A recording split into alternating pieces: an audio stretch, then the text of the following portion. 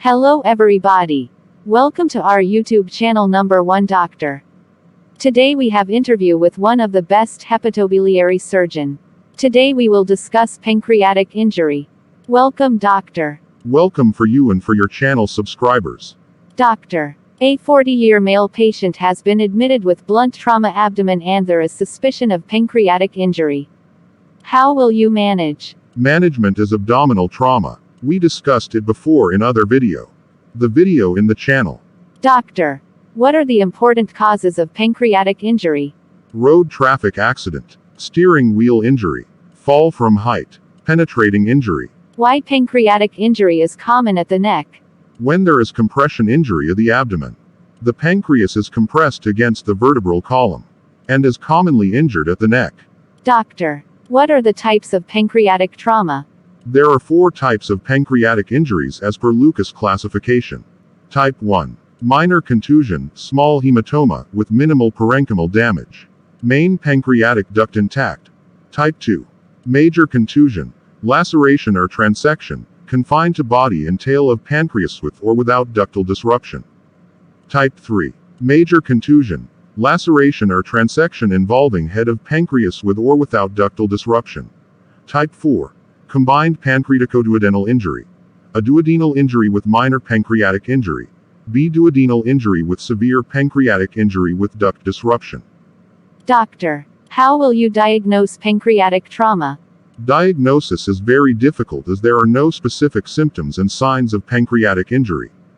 High index of suspicion is important for diagnosis of pancreatic injury. More than 80% cases are diagnosed during laparotomy for some other injuries.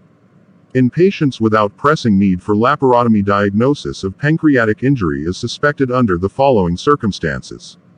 History of impact in the upper abdomen. Pain in abdomen initially localized to upper abdomen later becoming generalized. Abdominal wall bruising in the upper abdomen with a pattern of a solid object.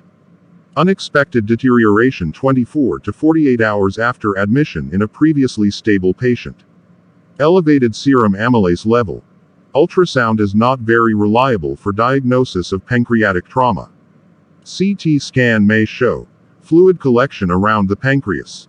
Retroperitoneal hematoma may show fracture of the body or neck of pancreas. Duodenal injury is diagnosed by demonstration of extraluminal gas. Doctor. How pancreatic ductal disruption may be diagnosed? In suspected cases, ERCP or intraoperative pancreatogram may show extravasation of contrast material suggesting pancreatic ductal disruption. Doctor. During laparotomy for abdominal trauma, parapancreatic hematoma is found. What should be done? Parapancreatic hematoma, even if small, needs to be explored. The whole pancreas needs to be explored. The lesser sac is entered by opening the greater omentum. The right colic flexure is mobilized downwards to expose the duodenum and the head of the pancreas. The duodenum with the head of the pancreas is cocharized. The peritoneum at the lower border of the pancreas is incised to the left of superior mesenteric vessels and the posterior surface of the pancreas is examined.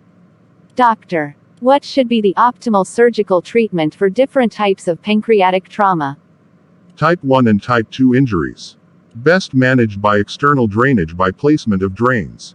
Complete transection of the neck of pancreas are best treated with distal pancreatectomy.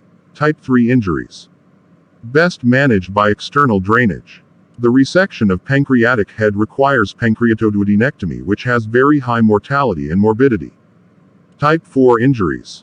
Duodenal injuries are managed with closure of duodenal injury, pyloric exclusion, and gastrojejunostomy. Pancreatic injuries are best treated by external drainage.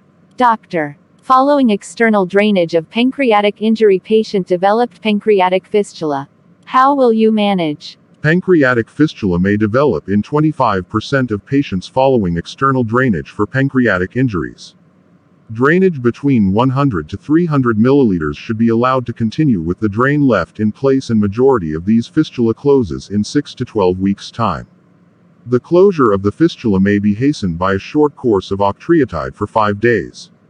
The drain is removed when the fistula discharge becomes less than 30 milliliters per day. Premature removal of the drain may result in abscess formation. Drainage in excess of 300 milliliters per day is unlikely to close spontaneously.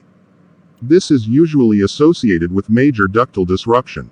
If the fistula persists due to ductal disruption, this should be treated by internal drainage into a Roux-en-Y loop of jejunum.